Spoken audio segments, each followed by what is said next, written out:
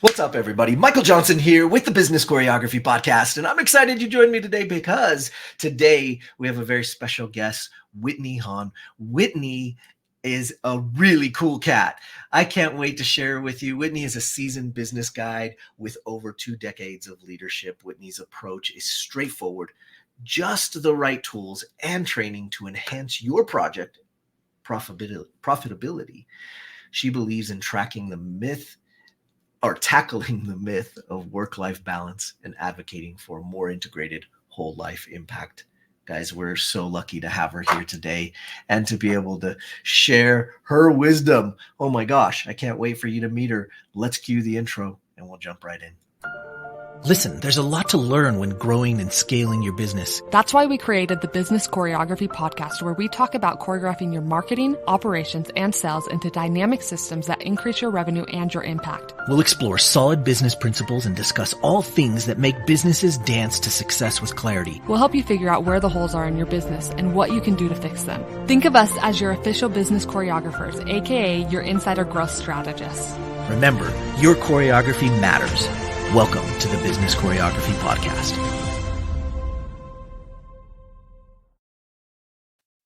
Whitney, thank you so much for joining us today. It's a pleasure to have you on the show. Happy to sashay on over, Michael. That was a dance reference just for you. I love it. I appreciate it. Yeah. It comes from all your dance awards in the background there. That's not what they're for. So no one would award my dance moves. It's sweet dance moves to me, but that's okay. I'll leave that to you and Lexi. Oh, that's awesome. I appreciate it. Well, I'm excited to have you on the show. You have got an incredible framework that you are going to share with us today and teach us about and share some incredible knowledge that you've acquired through your journey. But I can't let you start that until we talk about your backstory, because I know that there are a lot of listeners out there at different stages in their business. And I think it's really helpful and beneficial for us all to kind of hear how everybody else is getting there. Because I think it's easy to think that we're the only ones going through this crazy journey and that it's how can I be the only one that this is happening to? But anyway, we would love to hear your story. Share with us how you got to here today doing these incredible things. My journey as an entrepreneur actually started when I was very little. My parents owned their own business as well. And so being your own small business owner was modeled for me since before I was born. And when I was very small, I would have small parts in the business, like I would give pony rides, or I would sell balloons, or I would help my mom in the admissions area of the attraction that they own. And so all of the work that was involved in owning a business was modeled for me. But what I saw my parents struggle with was a lack of systems. Right. So as I grew up and I went into the workforce, I worked for other people. And then one of those days when we all get a wild hair and we put our hands on our hips and we say, I could do this better, naively perhaps, and started my own business. I was good at creating video. I was a radio host. I was a video host. And I said, I'm going to go do my own video production. And so I partnered with my now wife and we started a video production company. And I think the journey of I'm good at making something, therefore I'm going to go start a business around that thing is a pretty common one. I bet you and Lexi encounter that a lot, don't you? Sure. Absolutely. Yeah. And the trouble with that, I mean, it's a great inspiration point, but often what makes us a masterful maker does not make us an outstanding owner. Right. Because, and you know this as well as I do, the moment you open the doors to your own business because you know how to make pies and you want to be a baker, or you're an engineer, and so you create an automation business for manufacturing companies, the moment you start your business, you're now also responsible for not just being that masterful maker, you have to do staffing and HR, insurance, investments, cash flow management, systems, processes, overhead, all the things. And you don't yet know how to do that. So very, very quickly, so many small businesses struggle with that. And I was certainly one of them. I made so many mistakes, Michael. I would be embarrassed to tell you all of them. And we certainly don't have time to list all of them on your podcast today. But I know I'm not alone in this. As you mentioned, we all come to it from different aspects, but we so frequently struggle with the same number of things. And it's that struggle that accounts for 65% or so, 2 out of 3 small businesses going dark within 10 years of opening. Right. And it doesn't have to be that way. So the framework that you're going to allow me to pull the curtain back on a little bit today, my hope is that it helps people understand how to grow their business while outgrowing their busyness and avoiding a lot of that overwhelm that just depletes our life Mm. instead of supporting our life. That's that Right. whole life impact that I want for everybody who is bold enough to start a business. Sure. Well, or crazy enough, I guess is is Two the things can be true, my friend. that's true. That is true. Well, that's great. I mean, that's a great intro, and I am so excited to hear about the framework and be able to share it with everybody. Let's dig into that, and let's dig right into the guts of what you want to share with us today. Fantastic. Well, the framework has 6 different parts to it. And the metaphor that I want you to think about and to picture is an airplane, a commercial airplane. If you're watching this on the YouTube version of it, you'll see there's a picture of an airplane over my shoulder. Yeah. And an airplane has 6 parts, the way that we're going to talk about it today. In the cockpit, you've got your leadership, your sales and marketing make up each one of the wings. You've got the overhead, which is the body of the plane, where all your passengers are. And in your business, that's your employees, your staff, all of those things. You've got the fuel in the tank, that's your cash flow. And all of these systems need to work together if your business, like an airplane, is to go far and fast. If you run out of fuel, for example, you're not going to go very far. If the body of your airplane, that overhead, is huge, but you've got little tiny wings, you don't have to be an engineer to understand that that plane is not going to go far. And if there's no leadership in the cockpit, you're going to go someplace, but it might not be where you want to go. So when you understand how to proactively optimize each one of those parts of the plane, your business life and your whole life becomes a whole lot easier. It's professionalizing your operation, and the framework helps you do that. Now, I know you love to dance. You understand there are steps to every dance that you do. There's the choreography. And so these are steps that almost anyone can learn and implement. And when you do that with intention, you're going to resolve a lot of the problems that so many of those owner makers struggle with. You're just applying this framework, a recipe, if you will. If you're the baker, it's a recipe. If you're an engineer, you're going to engineer it the same way. So the first part is always the leadership. It's the cockpit. If you are going to run an organization, but you don't know where you're going, there's no leadership in the cockpit, again, you'll go someplace, but it may not be where you want to go. Sure. So when you think about the leadership, what I want you to think about is determining at least 3 core economic objectives and also 3 core, what I call meconomic objectives. Again, I'm not somebody who subscribes to an endless hustle culture of 80 hours a week. It's just not sustainable. It's not the business that I wanted to build. And yet, many times, and in my early days, I made these mistakes as well. Many times, small business owners will build a business because of all the pressure that we get, some somewhat romanticized notion of entrepreneurship that is out there in the United States, at least. And it's this endless hustle culture. And we find that we're missing core events in our families' lives. Our health might be suffering. Our relationships might be suffering. We're not contributing to our communities. Those are not those are meconomic objectives that our economic objectives can be in conflict with. So I want you to think about both of those side by side. What's driving your business financially? Because it is a business and you want it to be economically sound. Otherwise, it becomes a very expensive hobby very quickly. I also want you to think about your meconomic objectives. Last year, for example, my meconomic objectives included taking a lifelong dream vacation to Fiji with my spouse, which we did. And then later that year, that same year, I took a cruise with my parents who are in their early 80s and are still able to travel. And so, if not now, when? They said, we want to go to Canada and to New England. And Whitney, you need to take us. And I said, you betcha. And so we had a great trip. So I'm able to do that. I had 6 weeks of vacation last year. My financial objectives were met, and I've structured my business to allow for both sides of that. So I have whole life impact.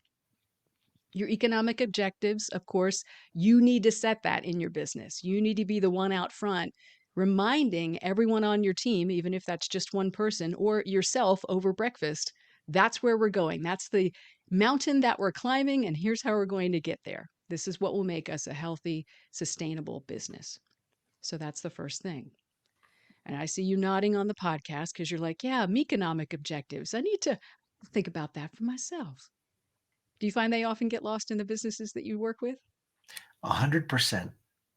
The hustle culture in the United States for sure is sort of bleeding over into other countries as well. We have clients all over the world, and they want to be like the US in some instances. And I see it happening all the time. And I see so much value in making sure that you take care of the things that are most important to you. Absolutely. Otherwise, why are you working so hard? Indeed. If it's not supporting your life and it's only disrupting and depleting your life, maybe that's not the path for you. And that's okay. There's no shame in that. Just Right. go into it with eyes wide open. Ready for step two? The Let's second do part it. of the airplane? The Yeah. second part of the airplane is going to take us to one of those wings because that's where an airplane gets its lift. You have little tiny wings, you can't get much altitude. So sales is on one wing, marketing is on the other wing. Let's talk about marketing first. Marketing needs to be very clear. If you want to become a customer magnet for the right types of customers, your ideal customers, you need to be very clear in your marketing. The trouble I see is that many organizations just are not clear about who they serve and the problem that they solve. Here in the United States, we're a few weeks away when we're recording this podcast, at least, we're a few weeks away from the Super Bowl. And I love doing what I call the Super Bowl commercial test. So many people here will watch the Super Bowl, even if they're not into sports, because we love the creative commercials. You may do this as well, yes? Indeed. Okay. What I love to do is talk to people the day after the Super Bowl, the day after, within 24 hours of when they've just watched commercials that brands have spent millions of dollars in some cases to create and to get aired, and ask them, what were some of your favorite Super Bowl commercials? And so I love the one where the dog does this, or I love the one where the grandma says that. Fantastic. What was the brand? And you might be surprised to know that we cannot name the brand behind our favorite commercials. We love the story. Maybe it was very creative. Maybe it was visual. It was dynamic. But the brand did not do a good enough job connecting the problem it solved or the feeling it conveyed with that commercial. So we let clever win over clarity. And if huge brands are spending millions of dollars on their creative commercials and still making that mistake, small business owners are easily doing the same thing.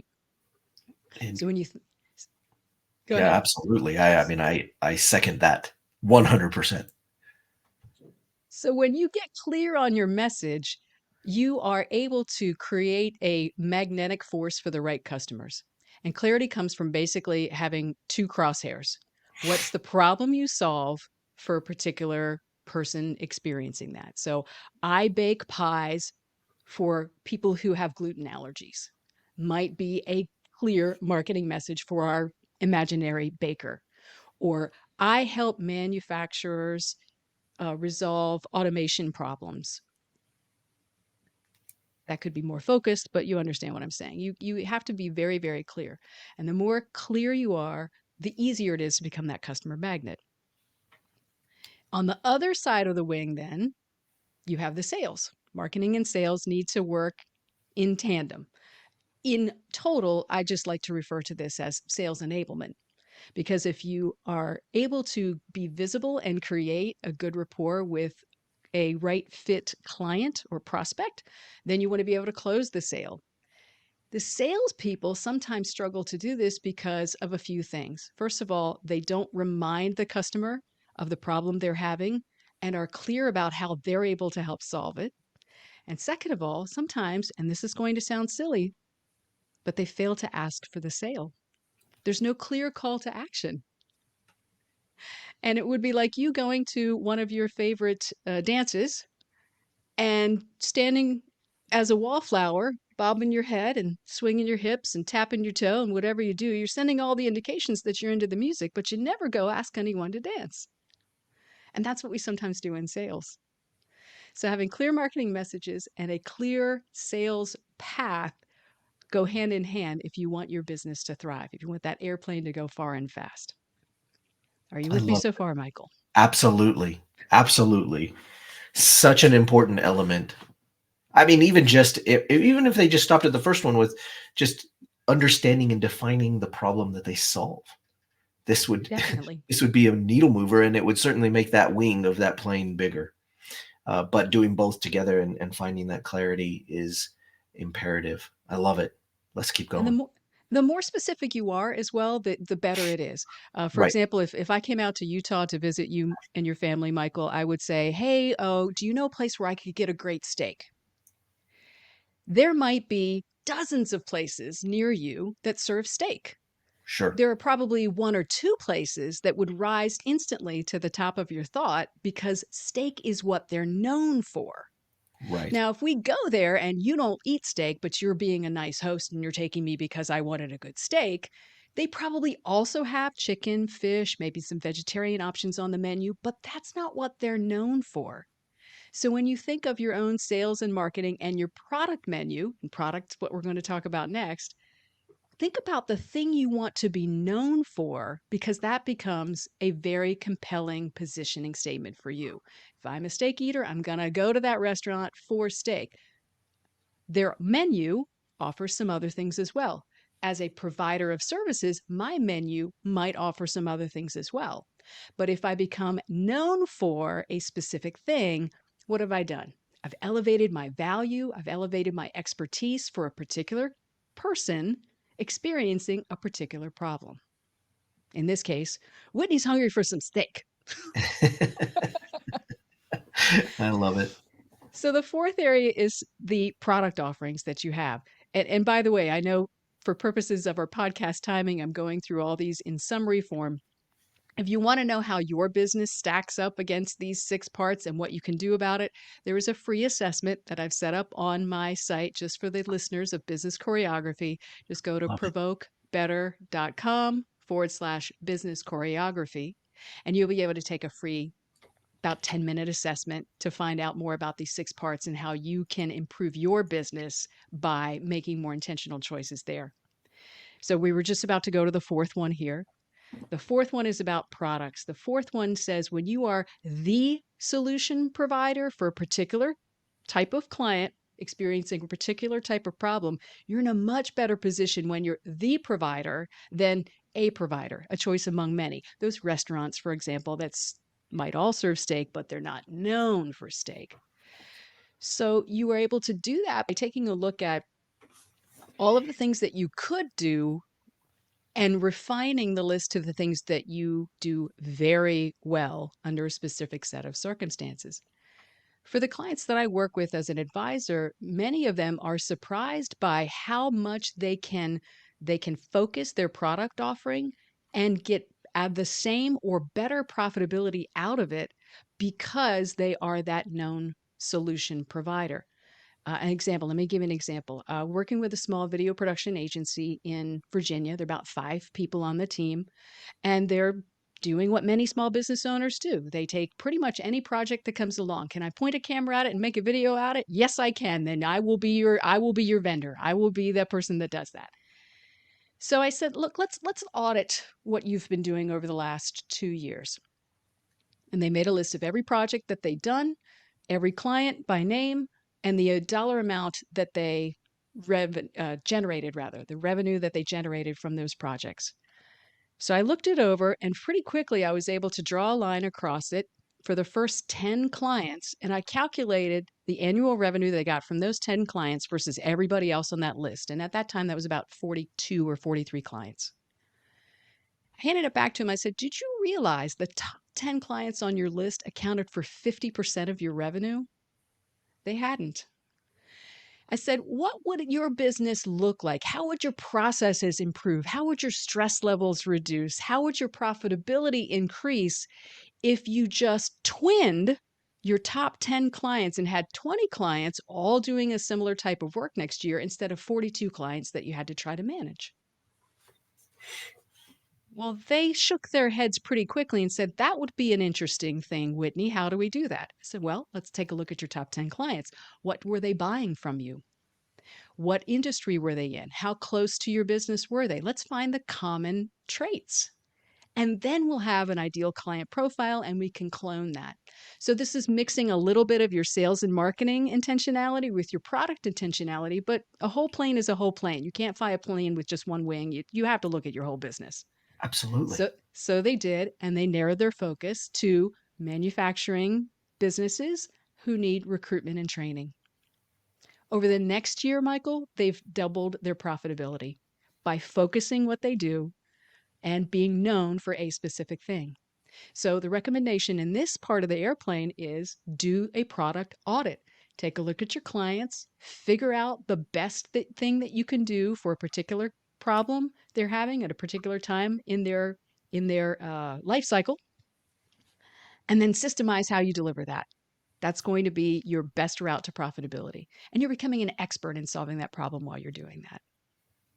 That's great. Fifth up on the list, that's the overhead, the big body of the airplane.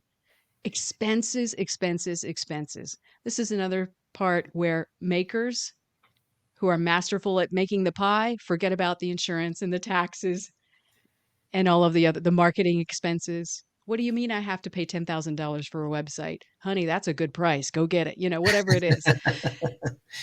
So managing your overhead is really important. And for many, many businesses, the biggest overhead expense is, you tell me, I know you know the answer. People. Yes, your labor force. Over the last few years, post-pandemic, we've seen labor forces change dramatically. We have remote workforces. In my area, at least, maybe it's the same where you are. A lot of the employers are struggling to find great talent, and they're all in like these bidding wars based on hourly wage or signing bonus or something like that. And that is an immediate fix, but not a long-term fix, because as soon as someone across town offers another 50 cents an hour, guess what? That person that you've tried to work with and been starting to train, they're going to jump ship and they're going to go someplace else. So having a way that you can recruit like a marketer, bring these folks up to speed really quickly with strong SOPs, a 90-day success plan, a way that they know how they're doing, these are all critical. And we're doing a lot of things with our clients right now, for example, that's using some AI tools to help them really document and refine their SOPs, their 90-day success plans, and the way that they continue to engage their workforce with the larger objectives of the organization, those economic objectives that our leadership in the cockpit have already defined. Because people really want to know how what they're doing every day connects with the larger organizational mission. Right. And we often just fail to communicate that. So in that fifth part of the airplane, make sure that if you want to have a lean operation, you are really empowering your workforce to do their best work by connecting what they're doing every day with what the organization needs to be done. What's that big mountain that you want to climb together? And how are you helping them succeed inside that story? Amazing. The sixth and final thing that we are looking at is the cash flow, the gas in the tank. Again, if you have everything else beautiful, but you've got no gas in the tank, you've got a museum piece and not a flying, functioning business. So managing your cash flow is really important for small business owners. And I know too many of us that bury our heads in the sand and say, I'm not a numbers person. You know what? If you're running a business, you need to learn to be a numbers person. So set up a cash flow dashboard, like an equipment dashboard in your airplane, where you can see what your expenses and revenue will be in the weeks and months to come, and manage that in a few accounts.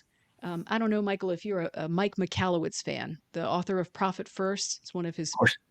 Okay.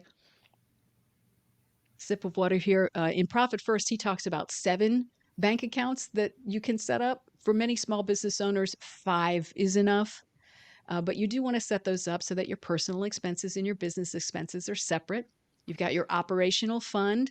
So you know every month I need to have $50,000 in operational fund to cover payroll, my insurance, my marketing expenses, my therapy expenses, whatever it is that you have as a small business owner, have that in the operational fund. And then, and this is going to blow many people's minds, have a operational rainy day fund that's generating interest for you where you've got your savings for your business. Over the course of the last year and a half, for example, I've built up 6 months worth of operational expenses in an interest bearing account. Now, you know what that allows me to do? It allows me to have a sexy degree of confidence when I go into a sales call because I don't have to win every one. Right. I can be very selective with the clients that I take on. I don't have to take on junk. I don't have to take on needy, impatient, cranky people if I don't want to because their operational expenses are in there. The fuel reserve tank is full. So you want to have one of those. It's good to have one designated just for taxes.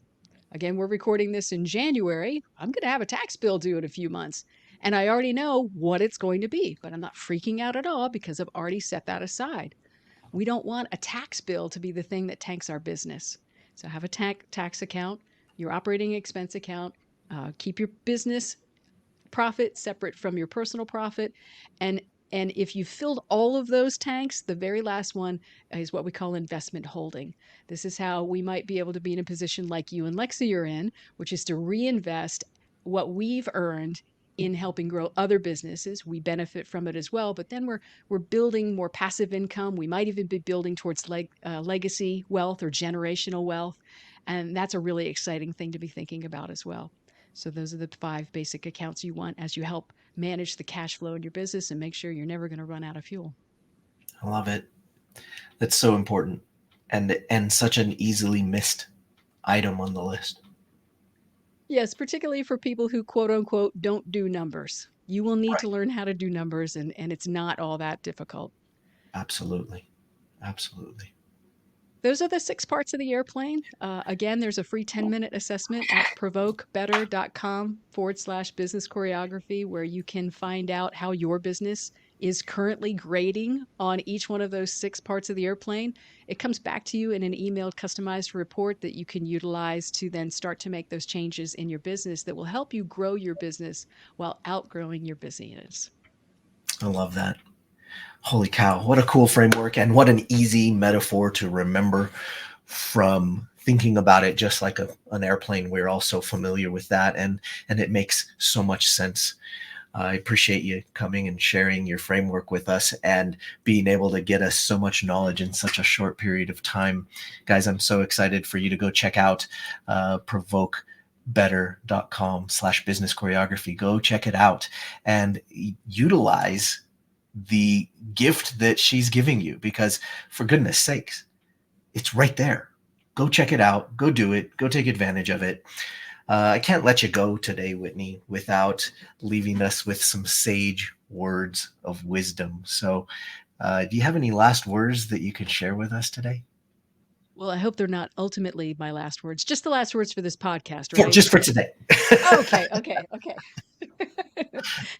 My last words for today are it's actually a mindset that I want you to adopt, which is that there is a river of opportunity flowing by at all times. And all you need to do is take your cup and dip into it. When you do that, you will be able to choose the projects that you want more and more. You will bring that abundance mindset with you to lots of different aspects of your life, and I think you will just find that life supports you more than it depletes you. I love that. That is great. Whitney, thank you so much for being here today and sharing your wisdom with us in this beautiful framework. It's such an honor to have you on the show. And of course, all of you listening, you got to keep choreographing your business, all parts of the business, or it won't take off and fly. So go check out Whitney's stuff and make sure you let her know how much you appreciated this. So until next time, keep choreographing your business. We'll see you guys on the next episode. Take care. Thank you, Michael. Thanks for joining us today. Want more business choreography? Check out our website at bizchoreo.com to find out more. And find out how the choreography for your marketing, operations, and sales can raise your revenue and create more impact. Remember, every business needs choreography.